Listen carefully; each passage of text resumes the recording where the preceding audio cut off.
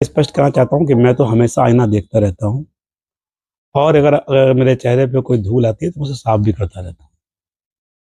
लेकिन जो लोग आईना नहीं देखना चाहते, जो लोग षड्यंत्र रचने में लगे रहते हैं, जो छल प्रपंची लोग हैं, जो किसी भी घटना को तिल का ताड़ बनाते हैं, जो हर घटना पर अपने विरोधियों के फंसाने की साजिश रचते हैं, ऐसे लोगों को तो मैं समझता हूँ रोज सवेरे उठकर आईना देखना चाहिए, क्योंकि चाहे सोने के फ्रेम में जड़ दो, आईना झूठ बोलता ही नहीं।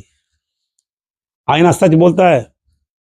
कहा है ना कि जिंदगी भर काले बे भूल करता रहा, धूल चेहरे पे थी और आईना साफ करता रहा।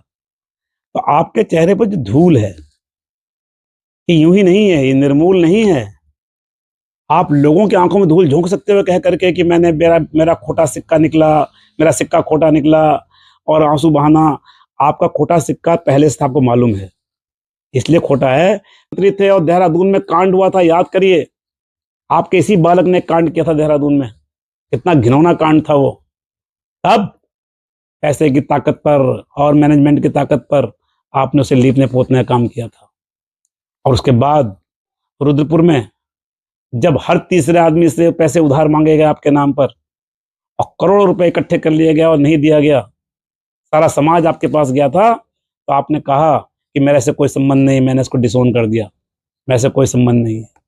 एक और घटना जो बहुत शर्मनाक थी, जिसकी परिणति में आपको शादी करनी पड़ी इनकी, वो घटना में कह करके वो बहुत छोड़ देना चाहता हूँ, क्योंकि बहुत हल्की बात हो जाएगी। मैं उस बात को नहीं कहना चाहता। आपको पता है और आपको ये भी पता है कि चिराग कालड़ा के घर क्या हुआ था, किसने किया था और क्यों किया था, मालूम नहीं था आपको? आपको सब पता है। आप दो दो तीन तीन बार इनको डिसोन कर चुके हैं। आप इसे बेदखल कर देते हैं जब कहीं फंसते हैं तो, और कब दाखिल कर लेते हैं लोगों को पता ही नहीं चलता है। कभी दाखिल खारिज, कभी खारिज हो जाता है, कभी दाखिल हो जाता है। ये जो दाखिल खारिज का खेल चल रहा है, इस बार भी अगर आप जानते थे अगर इनको, तो फिर आपने कैसे पहले ही दिन जैसे ये घटना घटी, जैसे ही ये षड्यंत्र रचा गया, आपने पहले ही दिन, आपको इतना आक्रोश हो गया, आप पुलिस में नहीं गए, कहीं नहीं गए, रिपोर्ट नहीं दिखाई, और पहले ही दिन आपने एलिगेट करना शुरू कर दिया, आरोपित करना शुरू कर दिया अपने विरोधियों को।